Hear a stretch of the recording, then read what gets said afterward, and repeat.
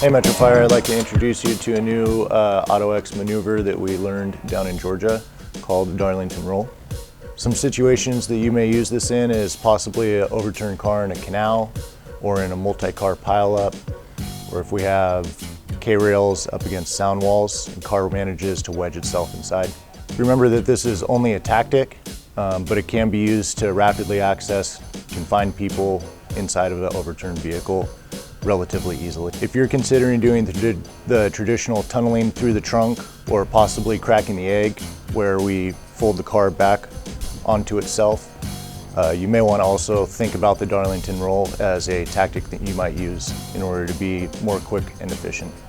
The nuts and bolts of the operation include grabbing suitable anchors for your base plate and for the head of your strut, adjusting the strut to the proper angle, and using a raising system with some sort of progress capture in order to start creating space in between the ground and the top of the car.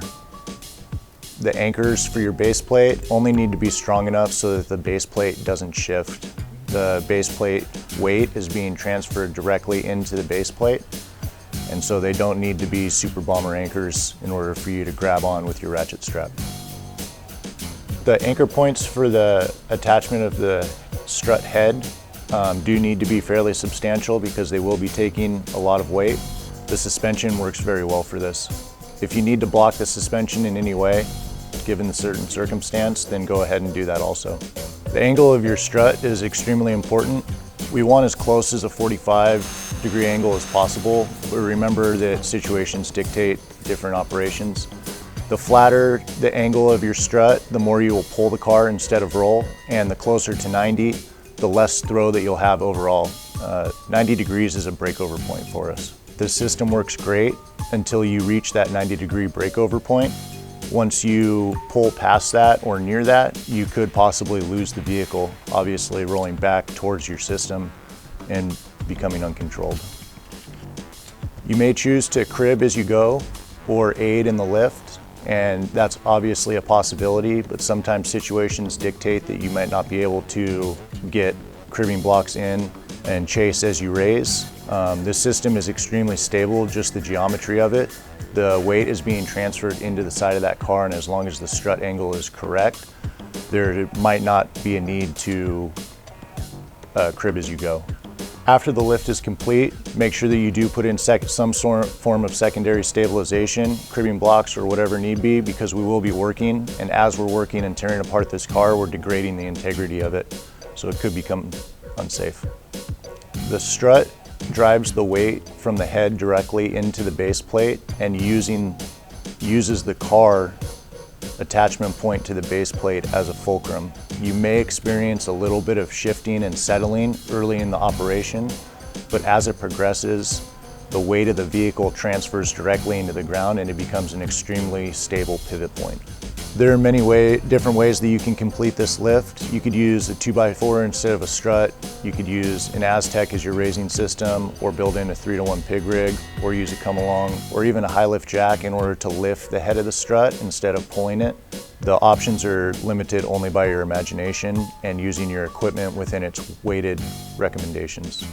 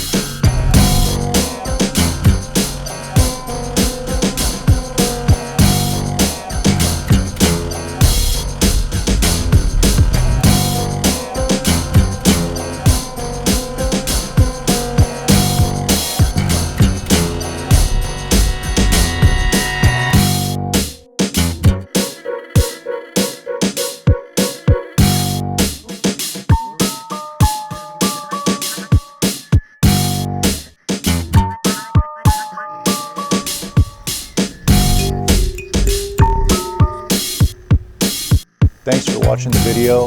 This is just information that we're trying to bring back to the district in order to further everyone around us, make us all better.